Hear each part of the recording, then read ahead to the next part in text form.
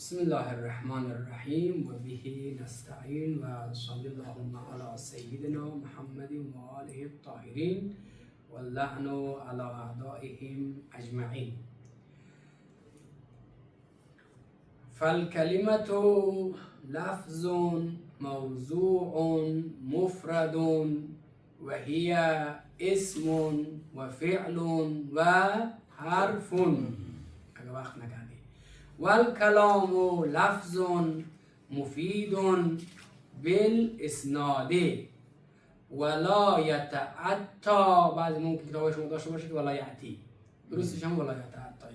ولا یتعطی الا فی اسمین او فعل و اسم.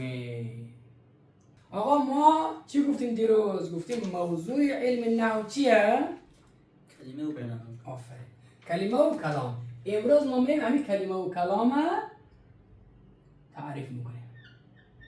تعریف کلمه و کلام. این بحث ما امروز، درست؟ خب معنی لغوی کلمه. خب کلمه مشتق از کلمه. از چی؟ کلم، سکونی لام مساوی جرح. اونه چی؟ زخم.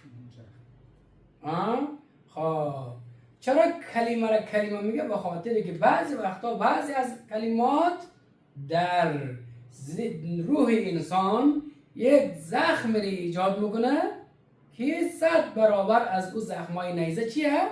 عمیق‌تره. لذا شاعر چی میگه؟ میگه جراحات السنان، جراحات السنان، یا بعضی مثلا نقل کرده که تعان لها التیام یا التئام. دو رقم بخوام بخونیم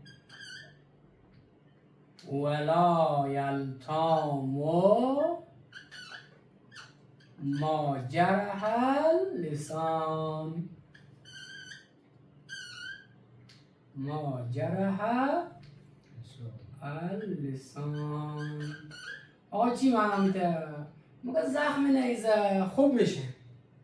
جراحات السنان لها التیام، دیمان خوب میشه. ولکن ولا یلتام، در بعض جا ما یلتام آمده ولا یلتام ما جرح اللسان. اما وقتی کسی را حرف بد بزنی دیگه تا آخر عمر از یادش نموره. خب این بود. پس کلم این لغوی کلمه که از کلم مشتق کنیم زخم. اما در اصطلاح چی میگیم کلمه؟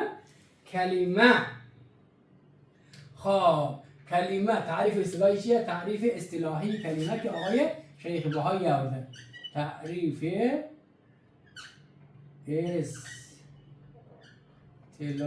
اصطلاحی یعنی اصطلاحی که میگن اصطلاحی همون علم، اصطلاح نحو. چی میگن کلمه؟ لفظون، اصطلاح علم ادب. لفظون موضوع مفردون. میر ما تشریح میکنیم و تمام میشه. اصطلاح لفظون موضوع مفردون. آقا کسی پرسید کلمه چیه؟ کلمه یعنی لفظی که دو قید داشته باشه، موضوع باشه و مفرد باشه. خب لفظ چی معنا میده؟ لفظ در لغت، لفظ بازم در اصطلاح. خب لفظ در لغت معنی رمیه، رمی انداختن. عربی مثلا داره میگه اکلتو التمرة و لفظت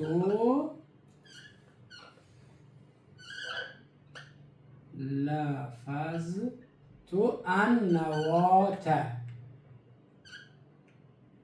خب اکلت التمرة و لفظت، میگیرید لفظ چی نمیده؟ انداختم.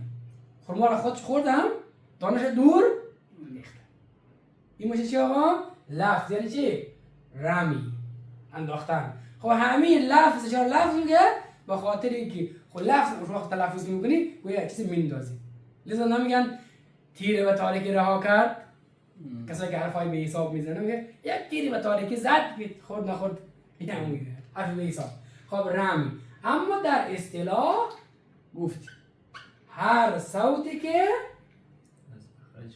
آفرین، هر صوتی که از دهان باشد، از جاهای دیگه بود او را لفظ ولا به شکل لفظ هم باشه مثلا و لفظ نمیگه. خب این بر دو قسمه،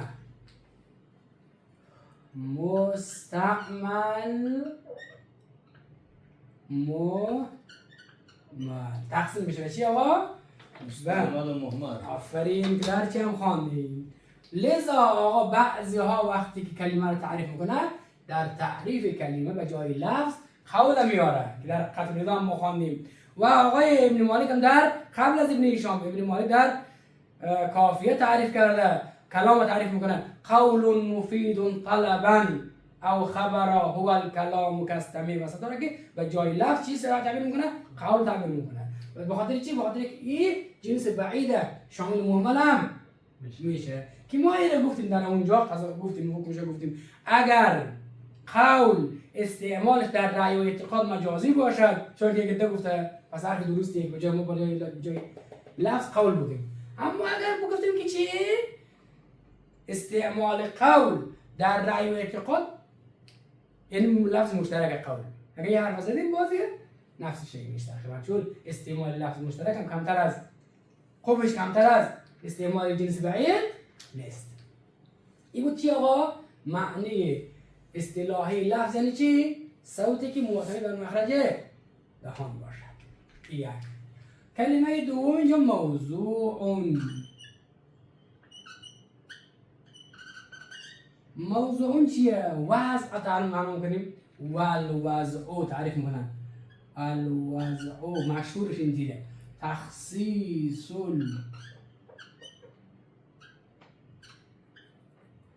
لفظ بالمعنى.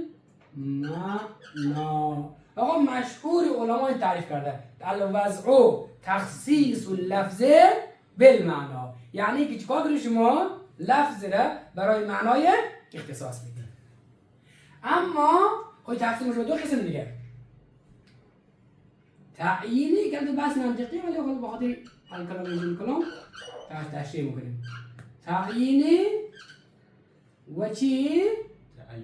آفرین، تعیینی. آقا تعیینی چیه؟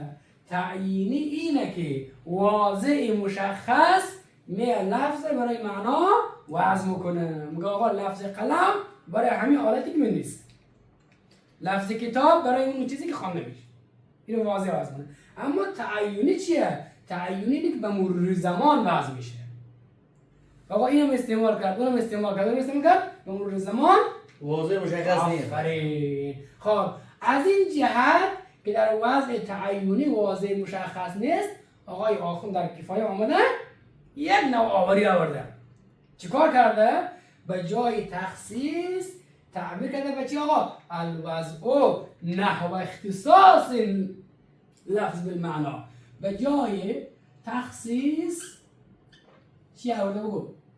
اختصاص آورده. خب چی فرق میکنه؟ فرقش اینه که تخصیص مخصص خاص لازم داره، اما نحو اختصاص اینه که لفظ به معنا اختصاص داده شده، قبول اختصاص کرده لفظ به معنا، اما کی کرده این اختصاصه مهم نیست. لذا گفته که این تعریف ما هم شامل تعیین میشه، هم شامل چی؟ در حالی که تعریف مشهور شامل تعیین و تعیین هر دو نمیشه. یک نوآوریه که اتفاقا آقای آخوند نبوده، حالا نمیدونم که از خودش یا کسی قبل از ایشان گفته نمیدونم، ولی در کفایه هست و اتفاقا به حد خودش حرف خوبیه. خب پس چی آقا؟ پس موضوع اون چی گفتیم؟ وضع، یعنی که لفظ برای معنا وضع شده باشد. خب پس ما کلمه چی میگیم؟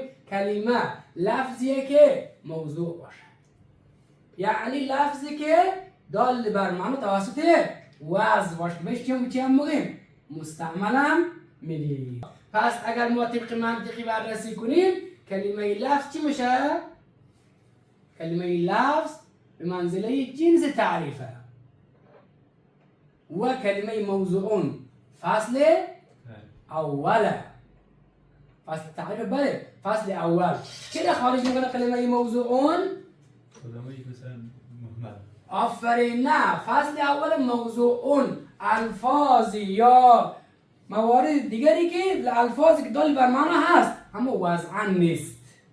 چون ما 3 قسم دلالت داریم. مختصرا دلالت بر چند قسمه؟ 3 قسم: عقلی، طبعی و لفظی. در منطق میخوایم واحد از باب الکلام جور کلام آوردیم. خب میگیم آقا کلمه لفظ جنسه، شامل مهمل و مستعمل و هر لفظی که دالی برای معنا داره از هر جایی که باشه. اما موضوع چی میگه؟ میگه کلمه هر لفظ نمیگه، لفظی که دالی بر معنا چی باشد؟ از وضع باشد. اما اگر دالی بر معنا از عقل، این که ما کلمه گفته نمیتونیم یا طبع مثال میزنیم از عقل. آقا یک صدایی آمد، یک کسی گفت که اموت من الجوع، از گرسنگی مردم. شما نمیدونه که این در خوابش گفته، از پوش درس آمده الان در لحظه دیگه نه. خب این در خوابشه یا بیدار بوده، قصد کرده قصد نکرده، ولی یک معنا رو میفهمی شما که یک نفری پشت دروازه هست. این دلالت چی؟ عقلی. یعنی چی؟ لافظ پشت در هست، یک موجود زنده به اسم انسان پشت در موجوده. حالا او خوابه، بیداره، لفظ قصد کرده نکرده معنا دلالت نداره، اما وجود لافظ داره. یا طبعی، یکی میگه آخ، دل بر چی میکنه؟ دل میکنه که بیچاره یک آدمی یک اثر یک علمی دید، حالا از پشت بام افتاد یا یک چیزی روش واقع شد، چی کارش خلاصه چی؟ آخ میگه. این دیگه دلالت طبعی از طبیعت شما میگیم، میفهمیم که چیه؟ یک درد بهش رسید. اینا رو ما چی ما کلمه نمیگیم. پس کلمه لفظی که دال بر چی باشه؟ دال بر معنا توسط لفظی باشه، این موضوع باشه، وضع یا لفظی بگو، وضعی هم بهش میگیم. وضعی بگو بهتره به جای لفظی، بخاطر که چون شامل کتابات هم میشه. البته وضعی که با 2 قسمه شامل کتابات و لفظ میشه. درست. وضعی آره که داخلش 2 فرده: کتابه، لفظ و کتابت. مثلا کتابت یا هم خط و لفظ. این در منطق مفصلش اونجا میخواه. خب پس این چی شد آقا؟ پس ما چی تعریف کردیم؟ گفتیم کلمه لفظیه که 1 موضوع باشه، فصل اول. 2 مفرد، فصل دومه. خب الان ما مفرد اینجا تشریح مفرد چیه؟ در خط نظام اگه اشتباه نکنم که ما تشریح کردیم که ما مفرد، کلمه مفرد در مقابل چند چیزه؟ تثنیه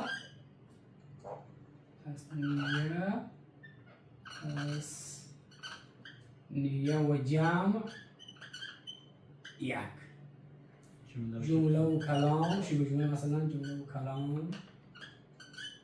2 مضاف و شبه آن و آخری بگوید مطلق مرکب. این اعم مطلق مرکب. یعنی ما گاهی وقتا در کلمات بگویم آقا مفرد باشد، یعنی چی؟ تثنیه و جمع نباشد. یک بار بگویم مفرد باشد، جمله یا کلام نباشد. یک بار میگیم مفرد باشد یعنی مضاف و مضاف باشد در اسم الله نفی جنس میگفتیم. یک بار چی در منادا میگیم مثلا یک بار میگیم مطلق یعنی مفرد باشه مرکب نباشه. کدام مفرد خاص کردیم اینجا؟ لفظ موضوع مفرد. کدام مفرده؟ در مقابل اینیه. نه در مقابل مطلق مرکب. آره ممکن شما تصویر جمع بشه.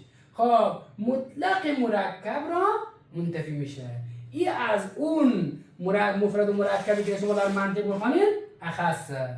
چون در منطق مفرد به چیزی میگه که جزءش دال بر جزء معنا نباشه. نزد اونها کلمه عبدالله مفرد حساب میشه. عبدالله که علمه. اما نزد ما نه مفرد. سه در واقع قریب سه حرفه. الرجل خود دقت کن. الرجل قائمون نزد ما 4 ترکیب وجود داره اینجا. 4 مرکبه. اما منطقی 2 مرکب میدانه. یعنی مرکب از دو چیز میدانه، 2 کلمه میدانه. اما نزد ما در واقع مرکب از 4 کلمه. گفتیم یک دو رجل 3 قائم 4 ضمیر. نه ضمیر نسبت که ما فعلا کارو داریم یک عامل معنویه نه چیز موجود الفاظ که موجوده. خب ضمیر در تحت قائم در مشتق دیگه برمیگرده به رجل. نسبت خود در عامل معنوی ما حساب نمیکنیم معمولا خب معنی حرفی بین اون معنی حرفی باشه اگر حساب میشه 5 تا. ولی چیزی در بیان موجودش هسته میشه 4 چیز موجوده اینجا. اگر نسبت به تعبیر شما حساب کنیم نسبت اگر نسبت کنیم میشه 5 تا. خب پس چی آقا؟ اما منطقی من تو چی مرکب از چی میدانه؟ مرکب از 2 کلمه میدانه. الرجل و قائم. واضحه؟ اگر به تنهایی باشه قائم به تنهایی مفرد حساب میکنه، الرجل تنهایی مفرد حساب میکنه. اما ما مفرد حساب نمیکنیم. مفرد مقابل مطلق مرکب. خب این بود قسمت اولی بحث ما که همون کلمه لفظ الموضوع و مفرد ما برای شما تشریح کردیم. و هی اسم و فعل و حرف. ما میریم سر چی؟ سر همین کلمه آقای ابن آقای شیخ بهایی. خب بله خب پس ما جمله اول گفتیم که تعریف خود کلمه بود. حالا جمله دومش در قبل از تعریف کلام هسته چیه؟ و هی اسم و فعل و حرف.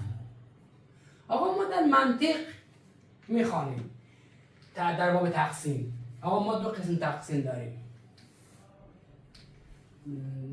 تقسیم 2 قسمه. کلی به افراد، کل به اجزا. یک بار قسمت کلی به افراده، یک بار قسمت چی؟ کل به اجزایه. یک بار ما چی میگیم؟ خب دقت کنیم. الحیوانو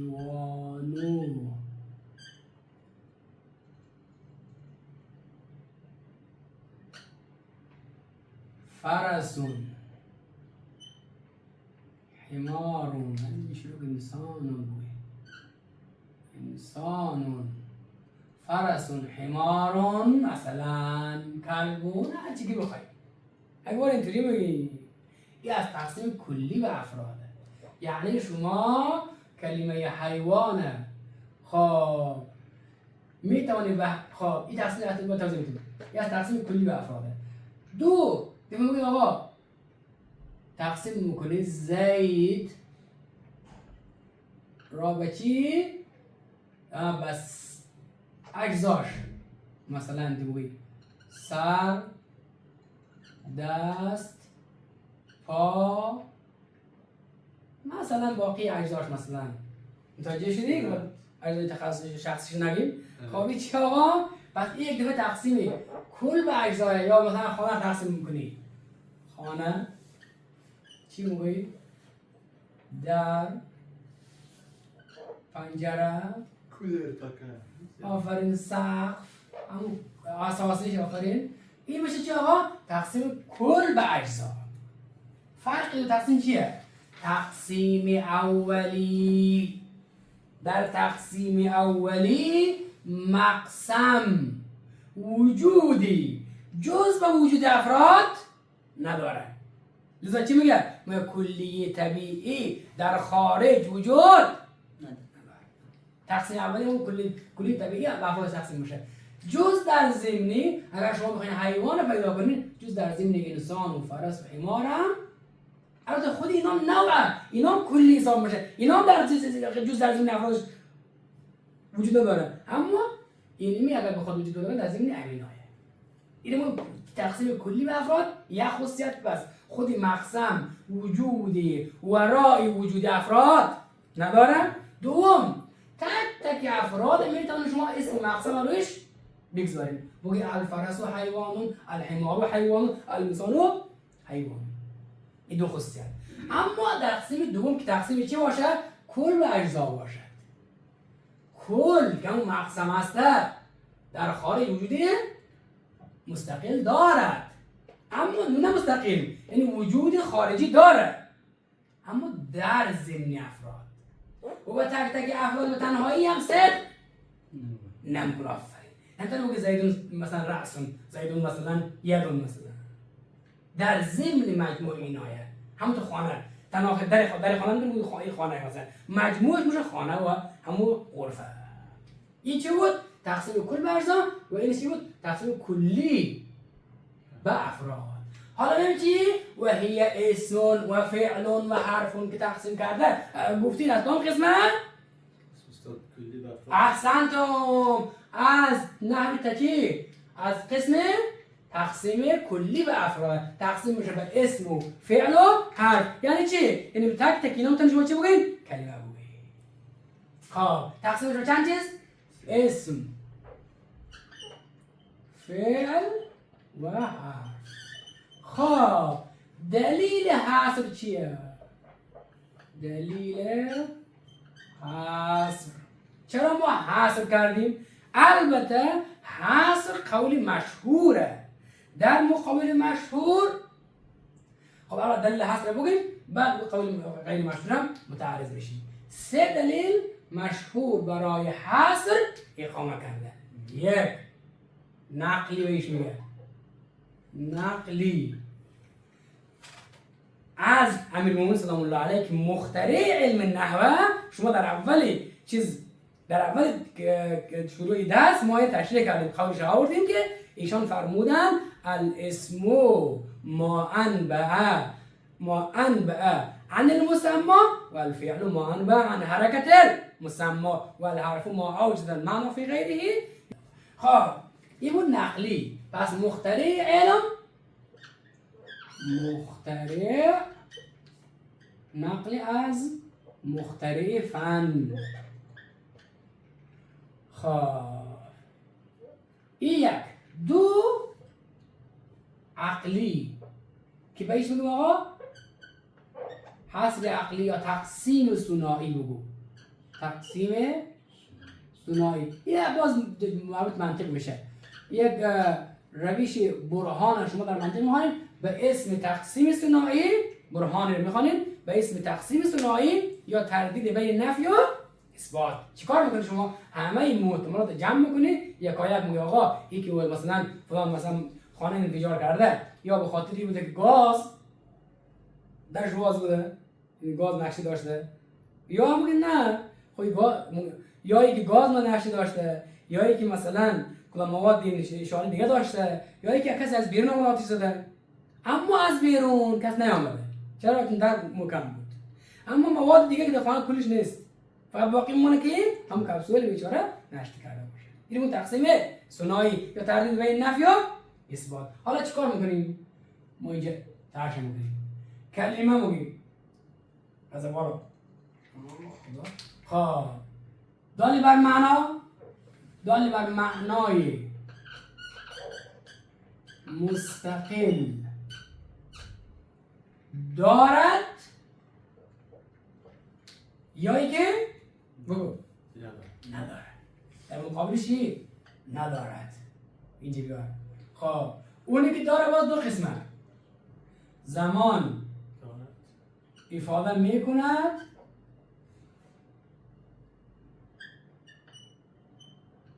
خب افاده نمیکنه. میبینی که این ما خلاصه کردیم. پس این تقسیم. اونی که نداره یک فرده کیه او؟ حرف یک فرد بیشتر نیست. اونی که دارد گفتیم دو قسمه. یا داره برای افاده زمان میکنه. اسمش چی گذاشتیم؟ حالا برای زمان میکنه فعل. خب اونی که افاده زمان نمیکنه اسم. پس میگیری که چه خبر قشنگ تقسیم شد. حاصل عقلی شد دیگه سه چهار من نداره. یا اسم یا فعل یا حرف. واضح شد؟ دوم سوم چی آقا؟ استقراء. استقراء چیه؟ استقراء باز از نوعی براهین منطقیه که شما راهی آسانش اینه که شما برید یکایک بگردی که روی گوشه گم شده مثلا زیر اتاق میگرده که کجای مثلا زیر بالشت بگرد، زیر بتون بگرد، زیر توشک بگرد، زیر کوچ بگرد، کم کم چیکار میکنه؟ میافی. اینا هم علما رفتن کل جاها رفتن گشتن دیدن که عرب جز از سیکله بیشتر تعبیر نکرده. پس علما رفتن کل جاها را گشتن بیش از 3 تا نیافتن. این مشهوره. اما در مقابل مشهور ابو جعفر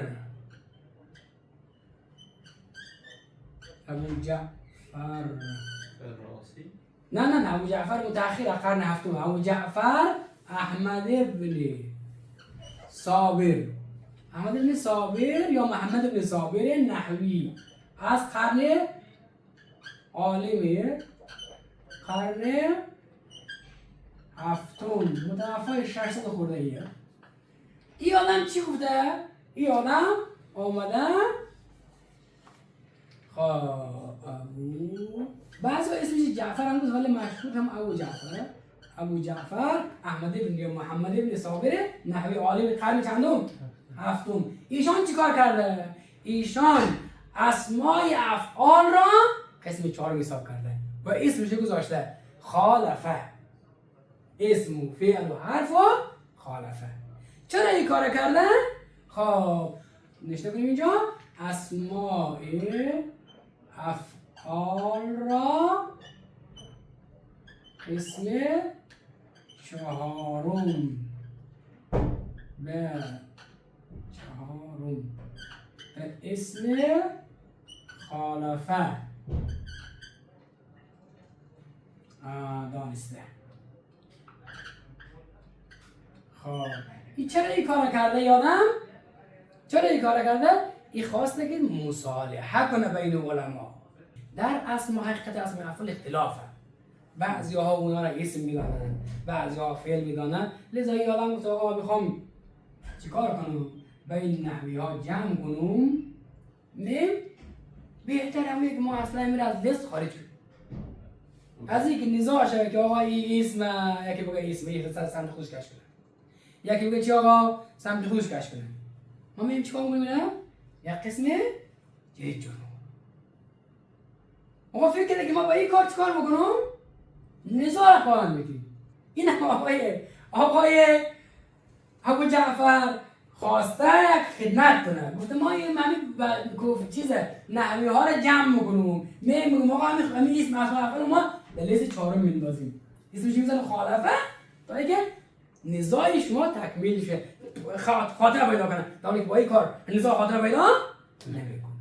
و این آدم اقوال غیر مشهور دیگه هم زیاد داره که علما فقط یاد میدن و اعتنا بهش نمیکنه. و اتفاقا خب این بود که آقای تقسیم اسم که کلمه به اسم و فعل هر که گفتیم مشهورش هم یکی 3 تا فقط یه آدم 4 میدانه.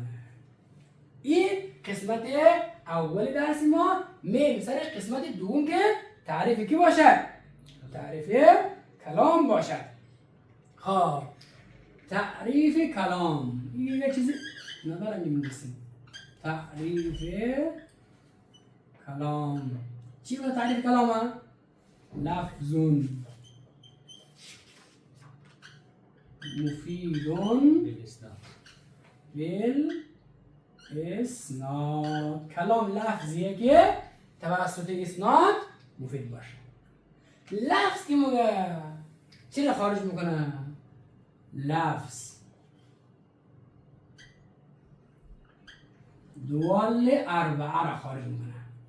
دوال اربعه. آقا ما هر چی که در بازار داریم از دلالت ها 5 تا. اینطور بگو دلالات چند قسمه؟ 5 قسمه. دوره که خط ما خراب میره. خب کدام 5 قسم؟ 1 لفظ،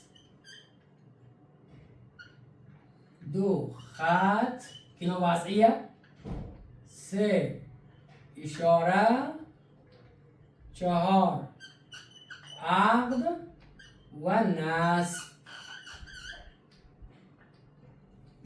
لفظ واضحه، خط واضحه، اشاره هم که عقد و نصب. نصب همون چیزهایی که در راه ها نصب میکنن. امروزی مثلا راهنمای رانندگی نمیگه که میگم مسیر طرفه هلماری طرف، مثلا قدیما که بوده خب الان خط شده ولی زمانش قدیم خب اشاره بود که آقا این مسیر که مثلا موری کج میشه بیسم دیگه نزنی، مثلا میگن نصب در راه نصب میگه که آقا مسیر بغداد بیسم. خب عقد چیه؟ عقد همون بندای انگشتی که قدیم باهاش چیکار میکردن؟ حساب میکردن. خب قدیما آره گفتم مثلا چیز یکونی مفت مثلا مثلا نیست میکردن که در بازار جلاب و زیاد چیزا بلدن. این اون چیه آقا؟ نصب یا نصوب جمع میشه. پس ما یک لفظ داریم، یکی خط داریم، یکی اشاره داریم، یکی عقد و یکی هم نصب. پس ما وقتی میگیم کلام با لفظ باشه این 4 تا رو چیکار میکنیم؟ خارج میکنیم. دوال اربعه بهش میگن. در مقابل لفظ دوال اربعه دیگه. خب یک اما مفید چرا خارج میکنه؟ مفید جملات ترکیبی غیر مفید. آقا بعضی جملات هست ترکیب میشه اما مفید نیست، مثل النار و حارتون. خب النار و حارتون هم متوجه میشه غیر مفید. و بالاسناد چی میگن؟ بالاسناد یعنی توسط اسنادی یک کلمه اسناد چون تا نسبتی یکی در دیگری رو بگیم اسناد. خب و این چه تعبیر به اخبار نکنه بخاطر جمله شامل انشاء هم میشه. پس چی آقا؟ پس کلام لفظی که مفید توسط چی باشه؟ اسناد باشه. یک چرا ما چی میگیم؟ میگیم آقا توسط لفظ دوال اربعه چیکار شد؟ خارج شد. در حالی که لفظ جنس تعریفه و ما قاعده جنسی گفتیم که اخراج نمیکنه، ادخال میکنه. ولی انشاءالله شما در جایش میخوانید که اگر بین فصل و جنس از نسب اربعه عموم و خصوصی من وجه باشد جنس هم میتونه اخراج کنه. اینجا بین لفظ و این مفید چیه؟ عموم خصوصی من وجه. میشه لفظ مفید باشد که با هم جمع میشه، میشه لفظ باشه مفید نباشه، میشه مفید باشه اما لفظ زخم نیست. پس از اینجا چون بین مفید و بین لفظ از نسب اربعه عموم خصوصی من وجه لفظ که جنس هستن باید چیکار کرد؟ اخراج کرد. این نکته اولی که ما توضیح بدیم. نکته دوم ما لفظ این در تعریف کلمه هم لفظ گفتیم، در تعریف کلام هم لفظ گفتیم. در کلام مرکب از چند لفظه؟ چرا؟ چون به خاطر کلمه لفظ هم بر مفرد اطلاق میشه هم بر مرکب اطلاق میشه. در قرآن کریم چی میگه؟ و ما یلفظ من قول الا ولدیه رقیب عتید. واضحه؟ پس این کلمه لفظ میتونه جنس کلام باشه، جنس کلمه هم باشه. خب عبارت آخری که اینجا هست یه تشریح کنیم و دوباره برای شما بخونیم وقتم خیلی دیر شده. ولا یتعطا. خب آقا از اونجا که ما گفتیم کلام لفظیه که توسط اسناد مفید باشد و ما کلمه را 3 قسم کردیم از باب تصور. پس باید ما چند کلام داشته باشیم؟ 9 تا کلام داشته باشیم. چند کلام؟ 9 کلام داشته باشیم. چطور 9؟ یعنی اینجا نیست. خب چطور؟ 2 اسم، 2 فعل، حداقلش 2 ترکیب دیگه نه؟ 2 حرف. این 3 تا موافق و 6 تا دیگه چیه؟ مخالفه. اسم و فعل، اسم و حرف دیگه، فعل و حرف، فعل و خب اسم و فعل، اسم و حرف و فعل و حرف که اینا رو شما وقتی که برعکس کنید اولی فعل دومی اسم باشه همون 2 تا. این 6 تا رو شما فعلا در نظر بگیرید. 2 اسم، 2 فعل، 2 حرف، اسم و فعل، اسم و حرف و فعل و حرف. 6 تا در فرض ترتیب چیز در نظر نگیرید. مثلا اسم مقدم باشه، فعل مقدم باشه در نظر نگیرید ولی 9 تا میشه. پس 6 تا ما باید داشته باشیم. اما در خارج چند تا داریم؟ 2 تا. چند تا؟ 2 تا. فقط 2 اسم نداریم. با قلم سبز. خب فقط 2 اسم داریم و چی داریم؟ اسم و فعل داریم. این 2 فعل و 2 حرف و اسم و حرف و فعل و حرف نیست. چرا نیست؟ به خاطر این که کلام ما چی گفتیم؟ مفیدون بالاسناد باشه. یعنی اسناد جز بین 2 اسم یا بین فعل و اسم واقع نمیشه. چرا؟ چون مسند الیه از خواص اسم الان میخوانیم فقط اسم مسند الیه واقع میشه. خب و فعل فقط مسند واقع میشه. حرف هیچ چیز واقع نمیشه. پس واقع میمونه که 2 اسم باشد یا که فعل و اسم باشه. پس از 6 تا ما چند تا داریم؟ فقط 2 تا. از کلام جز از 2 اسم یا فعل و اسم. فعل اسم که ما شما چیزی میشه؟ ممکن فعل مقدم باشه، ممکن اسم مقدم باشه. نمی آید کل مطلب باشه که عبارت آقای شیخ بهایی را همه چیزش تطبیق کنی کنه. فل کلمه تو از کلمه که موضوع علم نحو کلمه و کلام بود. حالا کلمه را گوش تعریف کنم. کلمه میگه لفظیه که اولا موضوع باشد، دوما مفرد باشد. نه هر لفظی بعد لفظ موضوع، نه هر لفظ موضوعی مفرد باشد. 2 قید و هی اسم یک و فعل و حرف که دلیل حذف ما خارجا توضیحات برای شما. ولی کلام چی کاره؟ لفظیه که مفید توسط اسناد باشه. باید بیشتر سببی است. این توسط اسناد ولا یتعطا الا فی اسمین او فعل و اسم.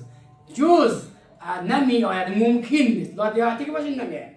ولی درستش اینه که لا یتعطا یعنی ممکن نیست مگر در 2 اسم یا فعل و اسم که در هدایه میخوان که آقا لا یوجد مسند و مسند الیه الا فیهما. و آقا مسند الیه جز در همین 2 تا بیشتر پیدا نمیشه. اللهم صل علی محمد و آله